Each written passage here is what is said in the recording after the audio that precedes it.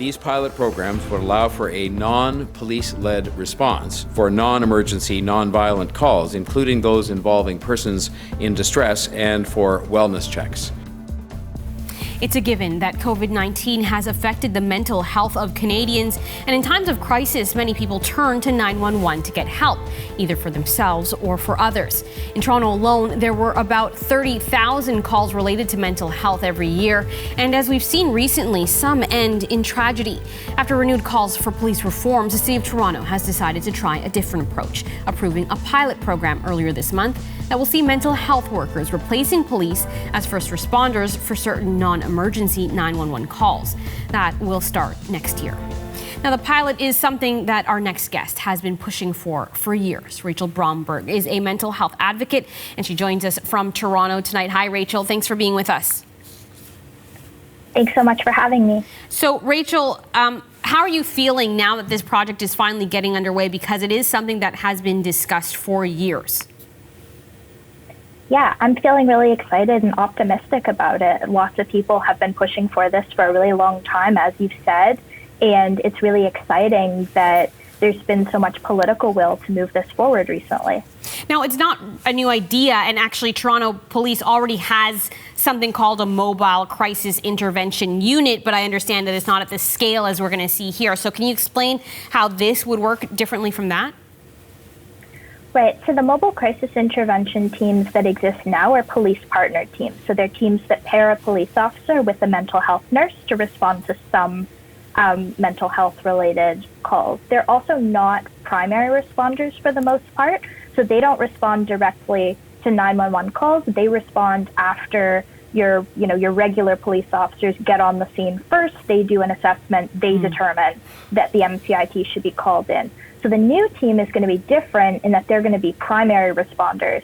So they can be sent out without your regular police officers needing to go out first. And they're also going to be different in that they're just going to be civilians not partnered with police. It'll just be mental health workers or peer workers themselves without needing police to go with them.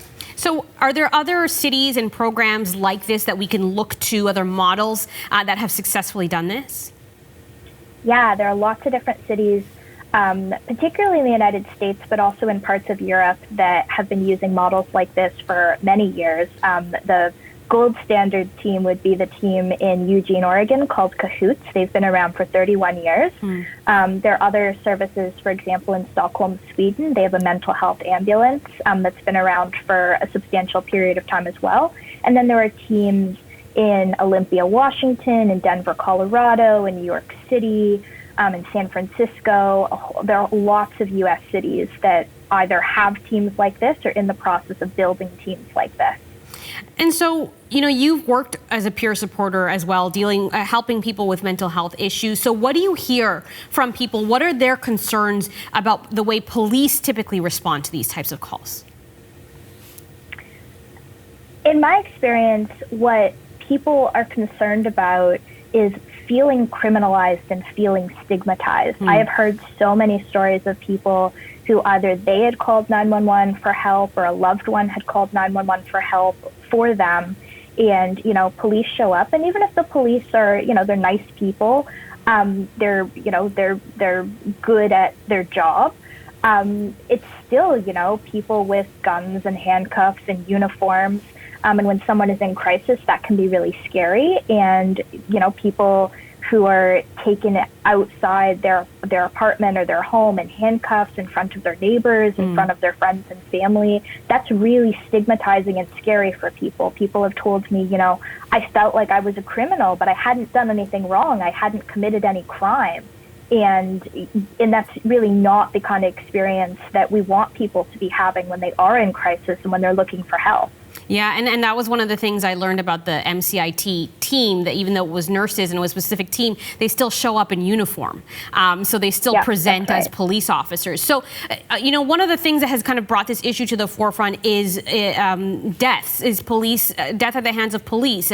There have been a number of stories in the news in the last year about, police involved deaths. I want to look at the stats here. 70% of people who died in police encounters struggled with mental health issues. substance abuse, or both. But then there's also this other stat that shows that the police deal with 30,000 mental health calls a year. So, I want to talk to you a little bit about whether the reality of how many of these actually end in violence. Is that a real concern, or are these kind of a small minority? So do you mean in terms of violence of like people being killed, or do you mean violence in terms of the person in crisis? Both. So in terms of people being killed or physically harmed by police, that is a very small subset of calls. When it does happen, it's very tragic, and it should never happen.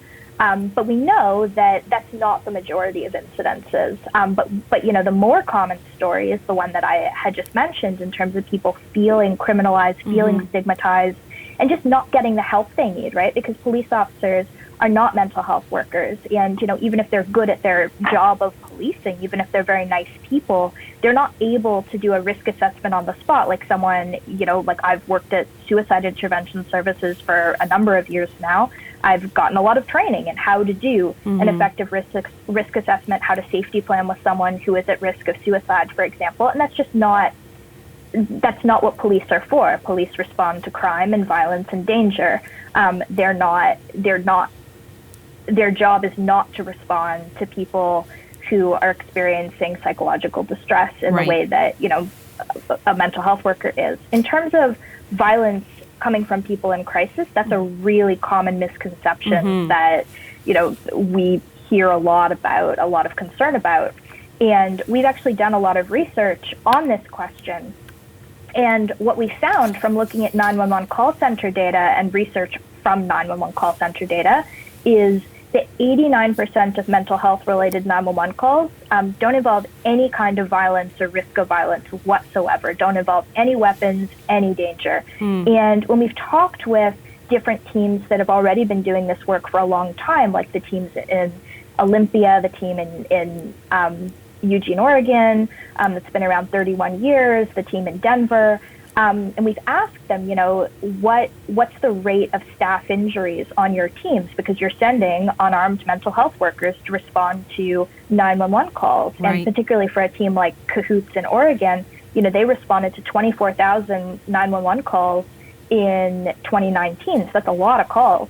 And what we've heard from them is that there's never been a serious injury or death of a staff member on any of these teams ever. It just hasn't happened. So there's this misconception that these calls are dangerous and violent, and the reality is that they're just not. All right, Rachel Bromberg is the co-founder of Reach Out Response Network and a mental health advocate, and she is in Toronto tonight. Thanks for being with us. Thanks so much.